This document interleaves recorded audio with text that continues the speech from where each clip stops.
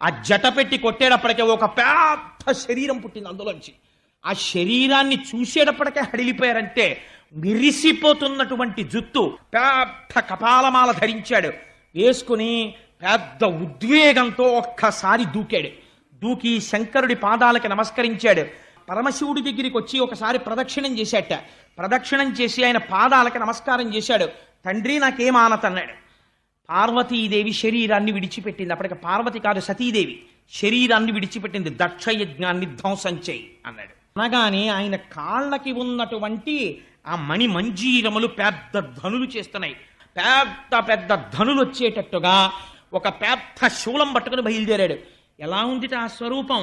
ప్రళయతాండవం చేసి లోకాలన్నింటినీ లయం చేసేసే ముందు ఈ భూమండలాన్ని మోసేటటువంటి 4 ఏనుగుల్ని శంకరుడు తన త్రిశూలానికి గుచ్చి భుజం మీద వేసుకుని ప్రళయతాండవం ఎలా